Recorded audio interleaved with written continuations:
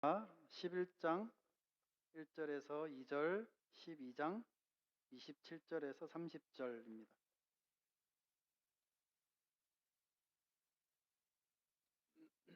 느헤미야 11장 1절, 2절.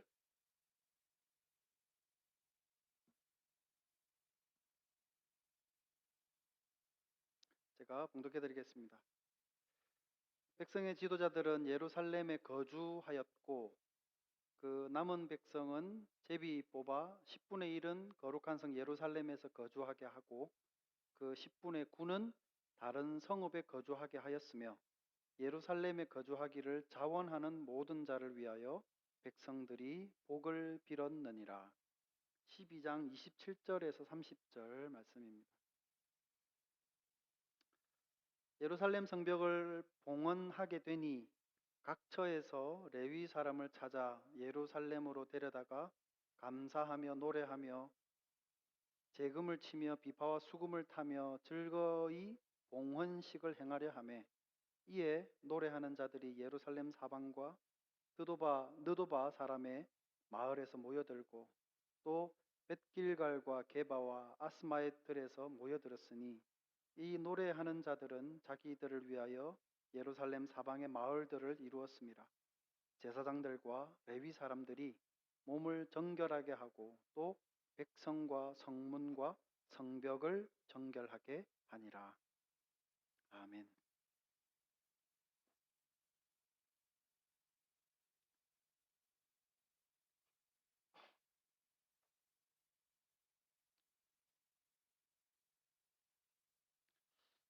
성경 속에서 보통 지혜서라고 이렇게 하면 잠언, 시편, 전도서 이렇게 꼽습니다.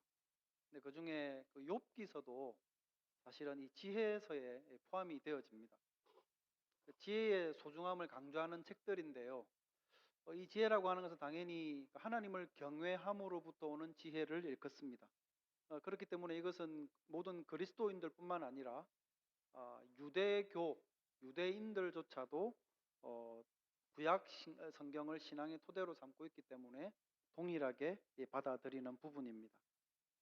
그렇기 때문에 유대인들을 가리켜서 유대인들에게 이스라엘 사람들 중에 지혜로운 사람이 누구입니까? 라고 이렇게 질문을 하면 그들은 대개 랍비를 꼽습니다. 왜냐하면 하나님의 말씀과 율법을 가르치는 사람들이 랍비이기 때문에 그렇습니다. 성전이 파괴되고 없어졌던 시대는 물론이고 어느 지역이든 유대인들이 사는 유대인 공동체가 있는 그 지역에는 회당이 존재를 했습니다. 그곳에서 유대인들은 랍비들이 가르치는 말씀을 통해서 지혜를 배워왔습니다.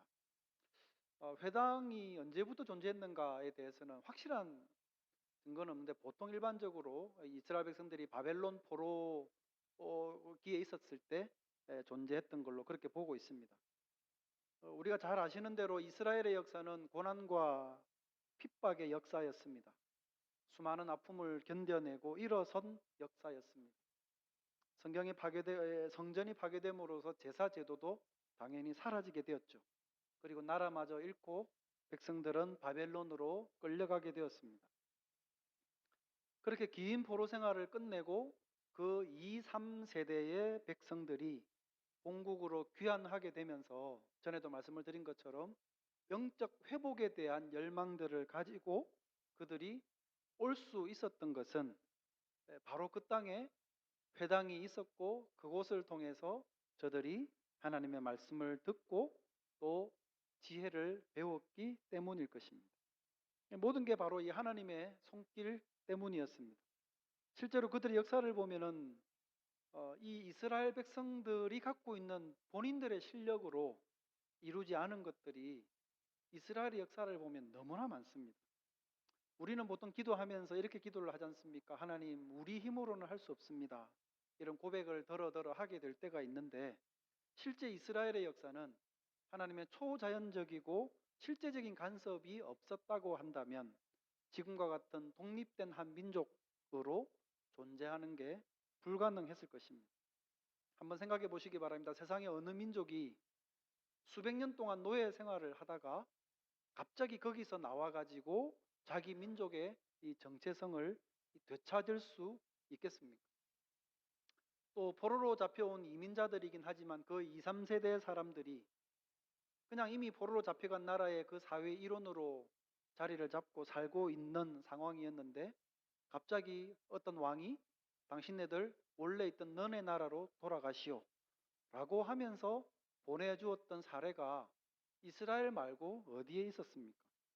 더 놀라운 것은 이 모든 일들이 한 민족, 유독 이 이스라엘이라고 하는 한 민족에만 동시에 있었던 독특한 일이라는 사실입니다. 그렇기 때문에 그 역사를 되돌아보는 이스라엘 백성들은 바로 하나님이야말로 역사의 주관자가 되신다라고 하는 그 믿음을 가질 수가 있었던 것입니다. 그러므로 애굽에서 탈출을 한 것이든 아니면 바벨론 오랜 포로 생활에서 귀환을 하게 된 것이건 이들의 역사를 그냥 정치적인 해방의 역사로 보아서는 안 됩니다. 사회 경제적인 해방사도 아니고 그것은 오로지 영적인 해방의 역사였습니다. 불신앙에서부터의 역사, 해방의 역사였고 오직 하나님을 잊은 세대로부터의 해방사라고 우리는 이야기를 해야 옳을 것입니다. 어떻게 이게 가능하게 되었는가? 그것은 하나님께서 인간 역사로 직접 들어오신 까닭 때문이었습니다.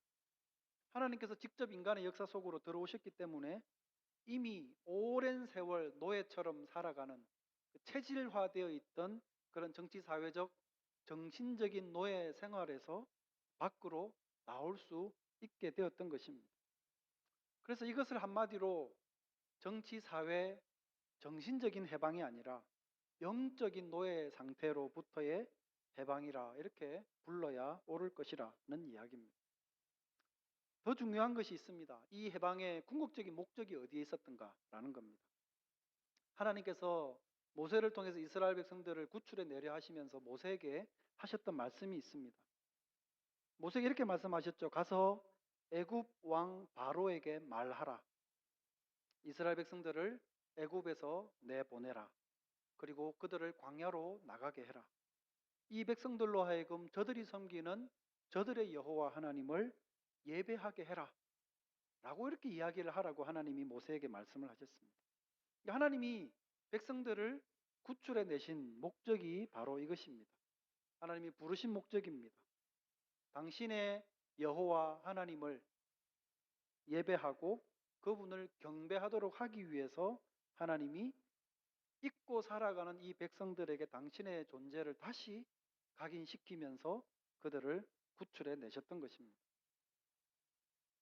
출애굽의 목적이 그러했던 것처럼 바벨론 포로기를 끝내고 귀환했던 이 백성들 역시도 하나님께서 왜 오랜 역사 이후에 이 민족을 다시금 본국으로 귀환을 시키는가라는 것에 대해서 그 목적을 역사를 통해서 배울 수 있는 지혜가 이들에게는 있었습니다. 그래서 그들 역시도 이런 고백과 선언을 하였죠. 지금부터 우리는 하나님만 의지하고 하나님만을 예배하며 살겠습니다. 귀환해서 성벽 재건을 완성하고 백성들이 하나님 앞에 성전 봉헌식을 하면서 했던 고백이 바로 이것이었습니다. 이게 이제 지난 주까지 나눴던 내용인데 이제 오늘 본문으로 가서 보도록 하겠습니다. 성전도 성벽 재건하기 전에 완공이 되었습니다. 그 이후에 성벽이 완성되었습니다. 과거의 잘못을 회개하고 새로운 헌신의 서약도 백성들이 하였습니다. 자, 이렇게 해서 모든 것이 끝나고 새로운 출발을 하게 될 줄 알았는데 한 가지 문제가 있습니다. 막상 성벽을 완성해 놓고 보니까 이 성벽으로 둘러싼 예루살렘 성읍 안에 거주할 사람들이 별로 많지가 않은 겁니다. 일정 수의 사람들이 성읍 안에서 살아줘야 되는데 이 지도자들을 제외하고는 거의 사는 사람들이 없는 상황입니다. 이 포로기를 끝내고 돌아온 사람들은 어떤 경험을 머리에 갖고 있는 사람들입니까? 화려한 바벨론 문화, 페르시아의 문화를 그들이 몸 깊이 체득하고 있던 사람들이었습니다. 그러니까 훨씬 화려한 문화를 갖고 있던 사람들이라는 이야기입니다. 그래서 1차로 사람들이 귀환을 하게 될 때 와가지고 정착했던 사람들은 그 허물어져 있는 성벽 안에 자기들의 거주지를 마련한 것이 아니라 농지가 있는 외곽에다가 자기들의 거처를 마련했습니다. 뭐 당연히 그런 것 아니겠습니까? 농경 중심의 사회다 보니까 당연히 농지 근처로 해서 자기 집을 짓고 그렇게 터전을 마련을 하는 게 당연합니다. 그러니 예루살렘 성이 재건을 하고 완공이 되고 나니까 성읍 안에 다시 들어와서 살기가 쉽지 않은 것입니다. 무엇보다도 예루살렘 성은 그들의 신앙의 중심지이면서도 당시 그 지역의 중심지였기 때문에 적들이 많이 노리는 도시입니다. 많은 대적들이 있고 회방과 공격의 목표가 되다 보니까 예루살렘 성에 그 성읍 안에 거주한다라고 하는 것은 그만큼 불안과 두려움을 안고 살아가야 함을 의미합니다. 누가 이것을 다 감당하면서 감수하면서 이 성읍 안에 살려고 그러겠습니까? 보통 생각을 갖고 있는 사람들이라면 잘 거기에 들어가려 하지 않지 않겠습니까? 근데 누군가는 이제 성벽을 완공해 놓고 보니까 들어가서 살아야 하는데 누구를 살도록 하겠느냐라는 겁니다. 그래서 오늘 1절 그 11장 1절 2절 말씀에 보면 백성들 가운데 성읍에 들어와서 살게 될 사람들을 어떻게 뽑았는가에 대한 내용이 담겨져 있습니다. 세 부류의 사람들이 기록이 되어져 있는데요. 먼저는 백성들의 두목들입니다. 두목, 족장들 또는 우두머리들을 말합니다. 군대 장관도 포함이 되고 또 정치적으로 이 사람들을 다스리는 사람들, 민장들을 포함을 하는 지도자들입니다. 이 사람들은 이미 그 성읍 안에 살고 있었습니다. 또 한 부류의 사람이 누군가 그러니까 제비를 뽑아서 이 백성들의 10분의 1이 되는 사람들을 제비를 가지고 뽑아서 그 성읍 안에 살도록 한 거였습니다. 세 번째 부류의 사람들이 있는데 우리가 들어가서 살게 하고 자원을 해서 성읍 안에 거주하기로 했던 사람들, 이 세 부류의 사람들이 이 새로 재건한 성벽 안에 성읍 안에 살도록 정해지게 되었습니다. 근데 놀라운 것은 제비 뽑기를 통해서 성읍 안에 살도록 정해진 이 백성들 중에 누구 하나 이 결과에 대해서 불만을 품거나 이기적인 마음으로 그것을 거부하는 사람들이 없더라는 겁니다. 이 제비라고 하는 방법에 대해서 불만을 품을 수도 있겠죠. 왜냐하면 누구나 꺼리는 지금 상황이니까 뭐 다시 하자 그러든지 다른 방법으로 뽑자고 그러든지 했을 법도 한데 어느 누구도 그 결과에 대해서 반발을 하거나 거부하지 않았다는 사실입니다. 모든 것들이 결과가 하나님의 뜻으로 우리에게 주어진 것이다 라고 하는 것으로 받아들였고 기꺼이 예루살렘 성읍 안에 들어와 살기로 결정을 하였습니다. 여러분 이 백성들의 마음의 자세가 너무 좋지 않습니까? 지도자는 지도자대로 먼저 앞서서 성읍 안에 거주하고 있었습니다. 제비로 뽑힌 사람들도 어느 누구 하나 반대 없이 짐을 지는 마음으로 성읍 안에 들어와서 살려고 하였습니다. 이런 모습들 모두가 훌륭하지만 특별히 그 중에 자원해서 성읍 안에 살기로 작정한 사람들은 더 칭찬할 만한 했습니다. 그래서 2절 말씀에 보면 백성들이 자원한 사람들을 축복했다는 기록이 나옵니다. 예루살렘에 거주하기를 자원하는 모든 자를 위해 백성들이 복을 빌었느니라. 다 훌륭하지만 자원하는 사람은 더 훌륭합니다. 저는 여기서 이 건강한 교회가 마땅히 가져야 될 한 면을 보게 되는 것 같습니다. 그러니까 교회를 섬기는 것도 그렇고 우리가 선교를 하는 것도 마찬가지입니다. 그러니까 누군가는 앞서서 섬겨야 됩니다. 자원해서 섬기는 사람들도 있고 섬김에 대한 요청이 있을 때 기꺼이 그것을 받아들여서 섬기는 분들도 있습니다. 그러니까 모든 사람들이 똑같이 나누어서 다 같이 섬기면 좋겠지만 이 교회 공동체라고 하는 게 그렇게 되는 일은 절대로 없습니다. 우리가 처음 믿음을 가질 때 생각해 보십시오. 누군가의 섬김이 당연히 우리 믿음의 밑거름이 되었던 것과 마찬가지로 먼저 믿음을 가지고 앞서 있는 자들이 다른 누군가를 위한 섬김의 자리에 있게 되는 것은 너무나 당연한 것입니다. 그렇기 때문에 섬김의 자리에 있는 사람들에게 요구되어지는 게 있습니다. 그 뭔가 그러면 믿음입니다. 수고하고 헌신하는 자세는 그 다음입니다. 믿음이 있다는 말은 무슨 말이겠습니까? 섬김의 이유를 안다는 뜻 아닐까요? 수고로이 헌신을 하면서도 섬김의 마음을 내가 가지게 된 그 원인이 사람들의 반응이나 요구에 있지 않고 위에서 부어진 하나님의 은혜에 있다는 것을 아는 사람을 가리키는 것입니다. 그러니까 이런 자세로 섬기는 분들은 열심히 섬기고 나서도 지치거나 쉽게 상처를 받거나 낙심하지 않게 되어집니다. 선교도 마찬가지입니다. 나가는 사람이 있고 또 뒤에서 서포터하는 사람이 있습니다. 다 나갈 수도 없고 다 이 보내는 자리에 있을 수만도 없는 것 아니겠습니까? 누군가는 가야 되고 누군가는 뒤에서 서포트를 해 줘야 됩니다.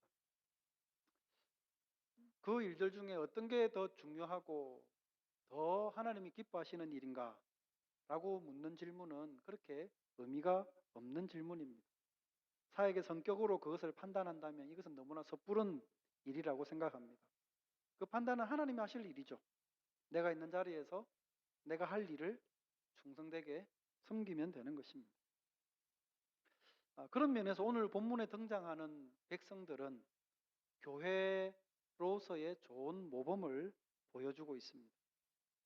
모종의 방법을 통해서 역할이 주어지게 될 때 그것에 대해서 민족 공동체 안에서 이것이 나에게 맡겨진 일이구나 라고 생각을 하면서 거기에 순종했습니다. 물론 일에는 내가 잘하는 것도 있고 잘할 수 있는 것도 있습니다. 반대로 그렇지 못한 것들도 있습니다.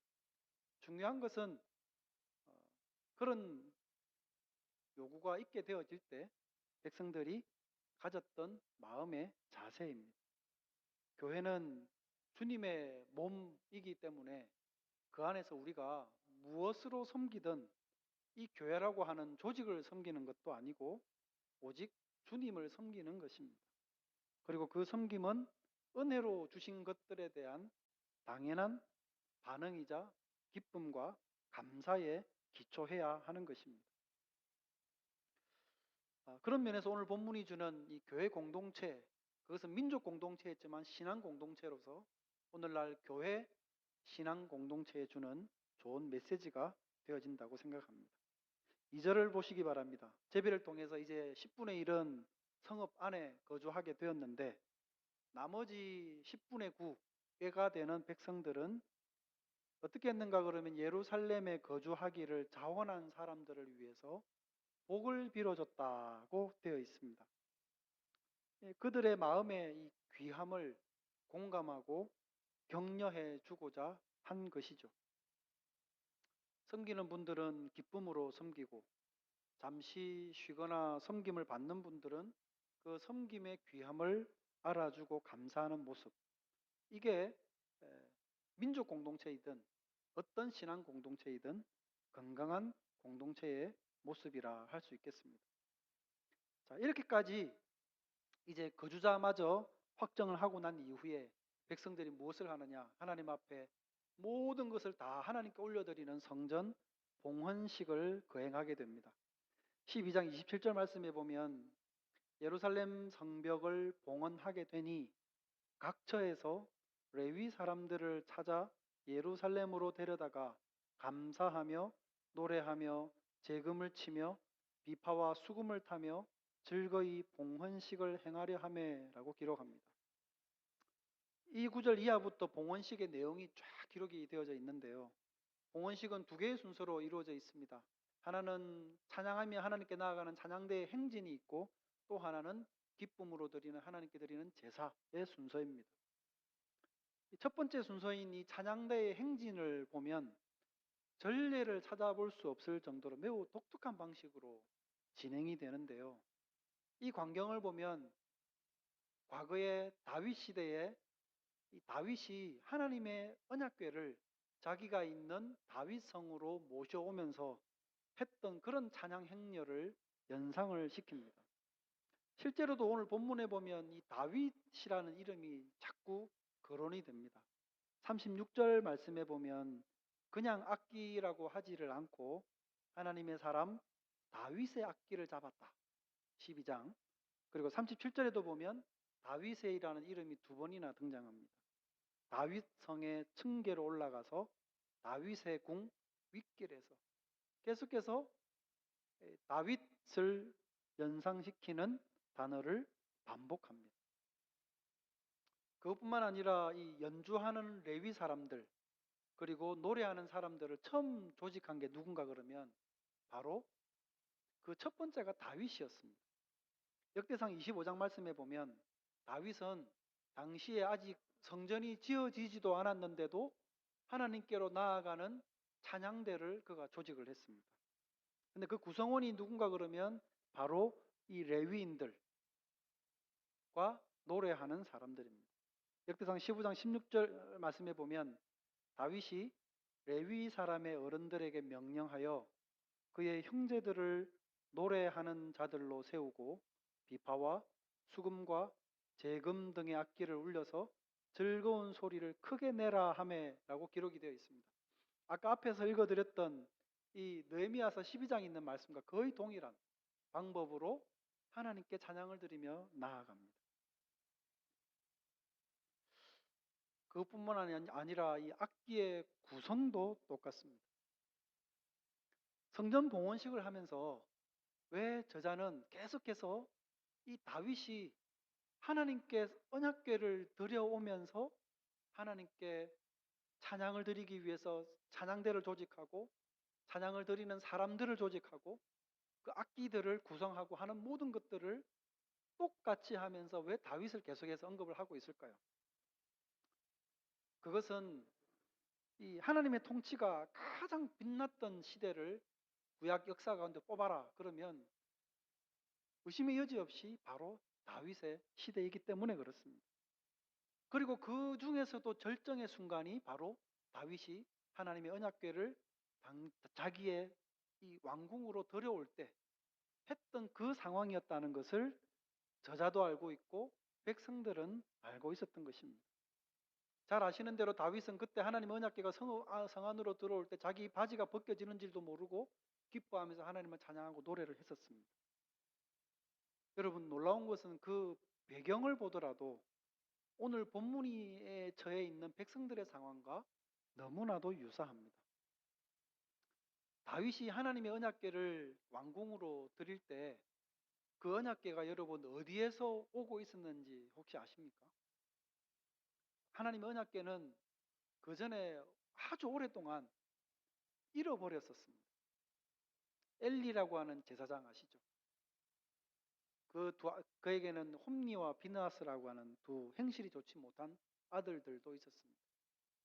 엘리라고 하는 제사장도 사실은 영적으로 그렇게 밝지 못한 제사장이었고 이 두 아들이 워낙 이 나쁜 아들이어서 하나님께 드리는 제사를 함부로 막 하다가 결국은 범죄하여 하나님께 죽임을 당했던 사람들입니다. 그러니까 제사장 가족들부터 하나님을 경외하지 않으니까 하나님의 언약궤가 약속이 있는 하나님의 언약궤가 있음들 그 언약궤 속에 하나님의 임재가 있겠습니까? 결국 그의 시대에 하나님의 언약궤는 블레셋에게 전쟁을 통해서 빼앗겨 버리게 됩니다. 그래서 이 언약궤는 블레셋으로 갔죠.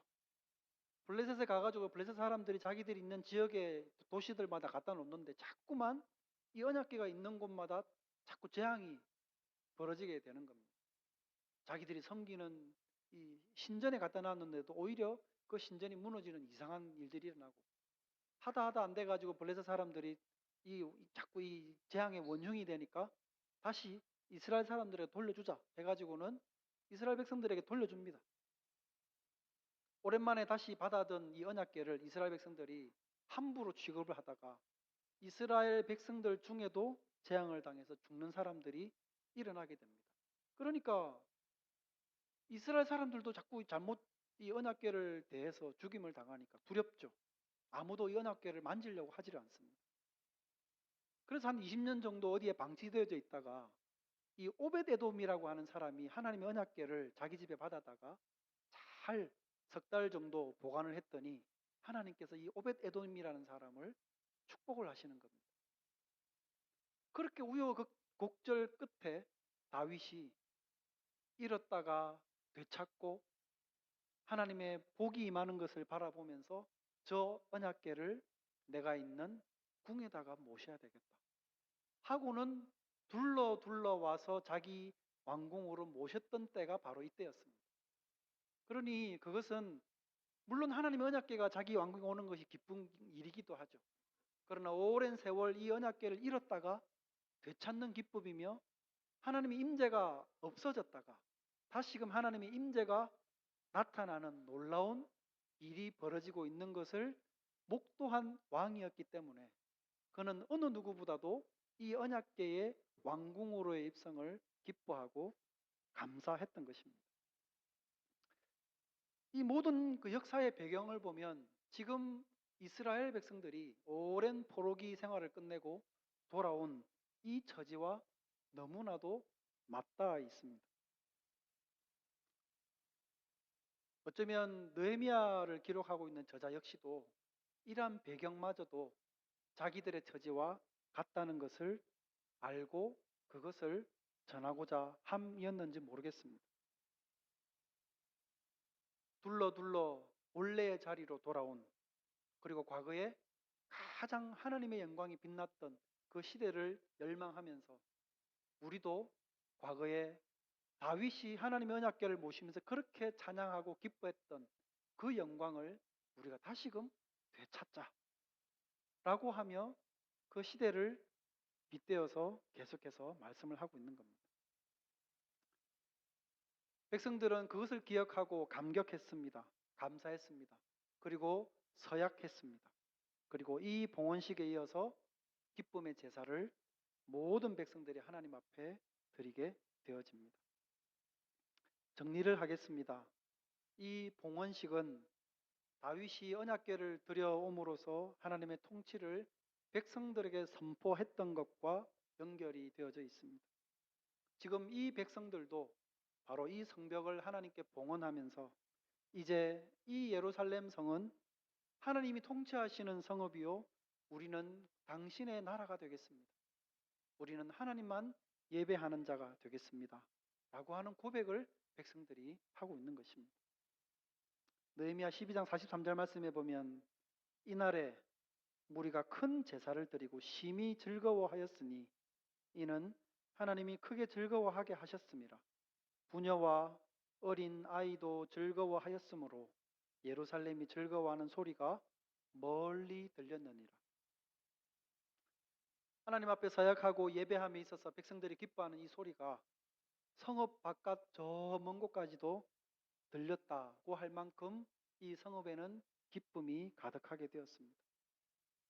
아까도 말씀을 드린 것처럼 이 민족이 신앙 공동체였듯이 이게 바로 오늘의 이 교회의 모습이고 이어야 합니다. 교회도 하나님의 백성으로서 그리고 하나님의 나라로서 이러한 고백을 온전히 하나님께 드리며 나아가는 공동체여야 하겠습니다. 기쁨과 감사의 예배가 있는 공동체. 예배가 없는 성전에 기쁨이 있을 수 있습니까? 하나님의 약속이 있어도 언약궤를 함부로 대하고 경외함이 없으면 거기에는 하나님의 능력이 나타나지 않습니다. 성전을 왜 잃어버렸습니까? 하나님을 경외함이 백성들에게 없었기 때문입니다. 이제 원래 자리로 돌아왔습니다. 하나님 앞에 예배드리기로 결단하고 하나님 앞에 바로 서기로 결단하고 믿음으로 살아가기로 서약한 이 백성들 사이에 하나님의 능력은 임하게 될 것입니다.